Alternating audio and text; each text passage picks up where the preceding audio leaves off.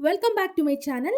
Fast food సెంటర్స్‌లో ఎక్కువగా తినే ఫుడ్స్‌లో గోబీ మంచూరియన్ చాలా ఫేమస్ కదా! మీ అందరికీ మాక్సిమం అందరూ ఎక్కువగా ఇష్టపడే ఫుడ్ ఇది.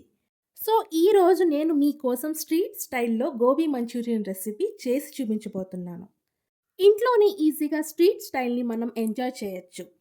దీనికోసం నేను ఒక కాలీఫ్లవర్‌ని తీసుకొని దాన్ని బాగా స్టెమ్ అంతా క్లీన్ చేసేసి నేను ఈ విధంగా కట్ చేసుకున్నాను.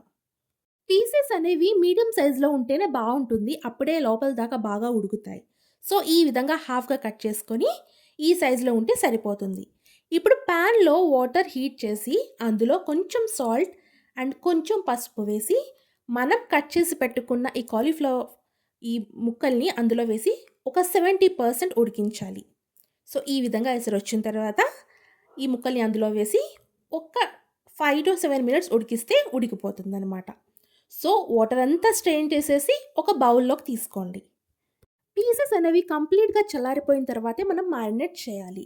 అప్పటి వరకు నేను మంచూరియన్ కోసం ఇక్కడ నేను గ్రీన్ చిల్లీని చాప్ చేస్తున్నాను. తర్వాత గార్లిక్‌ని కూడా చాప్ చేసుకున్నాను. సో, మన పీసెస్ అనేవి కంప్లీట్‌గా చల్లారిపోయిన తర్వాత ఇందులోకి నేను 2 స్పూన్స్ ఆఫ్ కార్న్ ఫ్లోర్ వేస్తున్నాను. తర్వాత 1 spoon of maida and 1 spoon శనగపిండి. తర్వాత ఇందులోకి తగినంత ఉప్పు అండ్ ధనియాల పొడి అర టీ స్పూన్, తర్వాత రుచికి తగినంత కారం వేసి ఈ విధంగా నేను డ్రై మ్యారినేట్ చేస్తున్నాను. ఇలా డ్రైగా మ్యారినేట్ చేయడం వల్ల ఆయిల్ ఎక్కువగా పీల్చదు. ఆల్రెడీ వాటర్‌లోనే మనం దీన్ని ఉడకపెట్టాం కాబట్టి వాటర్ వేయాల్సిన అవసరం లేదు.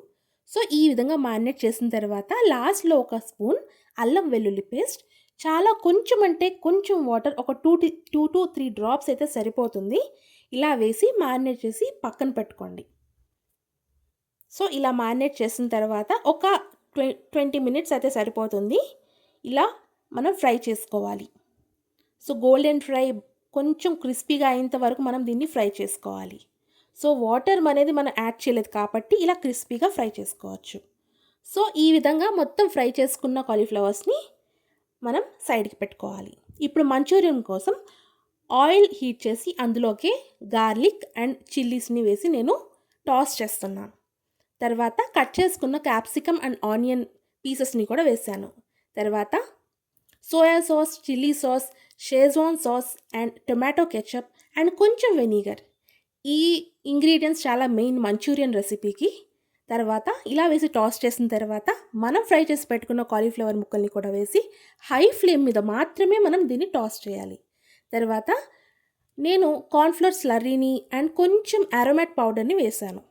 సో, ఇవి స్కిప్ చేయండి. బట్ మిగతా నేను అన్నీ మాత్రం కంపల్సరీగా వేయాలి. ఇలా వేసి 5 మినిట్స్ దీన్ని హై ఫ్లేమ్ మీద టాస్ చేస్తేనే మనకి ఆ స్మోకీ ఫ్లేవర్ అనేది వస్తుంది. తర్వాత లాస్ట్‌లో నేను పెప్పర్ పౌడర్ చల్లి సర్వ్ చేసుకోవడం. అంతేనండి, చాలా ఈజీ.